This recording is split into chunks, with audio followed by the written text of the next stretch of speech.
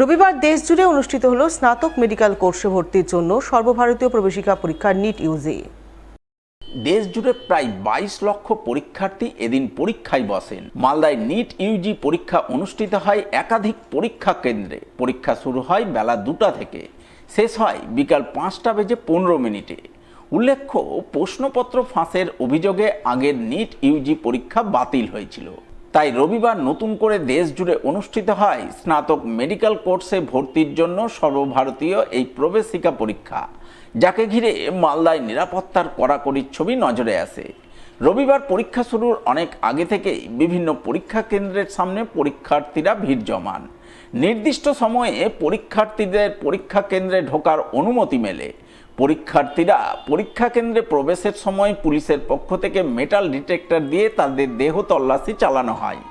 এক কথায়, NEET Yuji পরীক্ষা পর্ব সুষ্ঠুভাবে সম্পন্ন করতে মালদায় নিরাপত্তার কড়াকড়ির ছবি ফুটে ওঠে।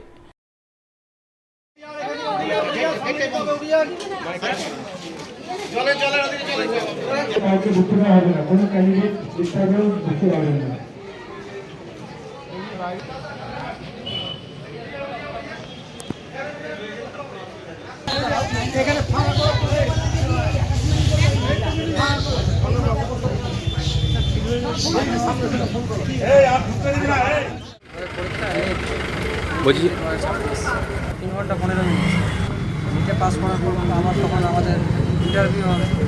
যারা পাস করবে তাদের সে নাম্বার অনুযায়ী তারপরে তাদের কলেজ যাওয়া হবে।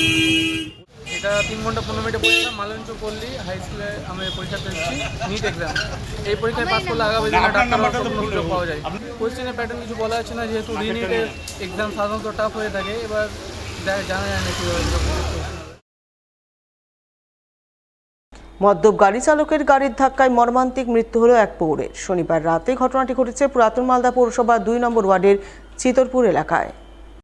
জানা গেছে, দুর্ঘটনায় মৃত পৌরের নাম অনিল মণ্ডল, বয়স 55 বছর। তিনি পেশায় ছিলেন শ্রমিক। তার ছেলে করণ মণ্ডলের অভিযোগ, প্রচণ্ড গরমের কারণে তার বাবা শনিবার রাতে 2 বছরের ছোট বোনকে নিয়ে চিতরপুর রেল কলোনির মাঠে বসেছিলেন। ওই সময় বিক্রম মণ্ডল নামে এক ব্যক্তি মদ্যপ অবস্থায় গাড়ি চালাতে গিয়ে তার বাবার উপরে গাড়ি চাপিয়ে দেয়। ফলে গাড়ির চাকায় পিষ্ট হয়ে ঘটনাস্থলেই তার বাবার মর্মান্তিক মৃত্যু হয়। আমার বাবা আমার বোনকে নিয়ে মাঠের দিকে বেড়াতে এসেছিল। তো ছোট বোন ছিল, তো ওই রাস্তায় বসেছিল। গরমের টাইম, এখন বুঝতে পারছো সবাই রাস্তার ধারে আরও মাঠে ঘাটে বসেছিল। এবার একটা ছেলে কি করে দারু খেয়ে আর গাড়ি চালাচ্ছিল, 4 চাকা গাড়ি। আর তার মধ্যে কি করেছে, আমার বাবা একটা বোন ছিল আমার বাবার কোলে। আমার বাবা না পারতে আমার বোনকে ছুঁড়ে ফেলেছে অন্যদিকে, আর বাবাকে অ্যাক্সিডেন্ট করে দেওয়া গেছে। গাড়ি পুরা উপরে উঠে দিয়েছিল। ও ডান কান দিয়ে লাইট রক্ত গোটায় পড়ছে, গোটা শরীর ছিলিয়ে গেছে বাবা। এখন যে এইভাবে করে যে সব হচ্ছে, তো এখন আমার বাবা যে এমনি হয়ে গেছে, তো এটার আমি যেন পরিশোধ চাই। এদিকে এই খবর পেয়ে রাতেই ঘটনাস্থলে ছুটে যান 2 নম্বর ওয়ার্ডের কাউন্সিলর বাসন্তী রায় এবং 3 নম্বর ওয়ার্ডের কাউন্সিলর স্বপ্না দাস। সেই সঙ্গে মালদা থানার পুলিশ ঘটনাস্থলে পৌঁছায়।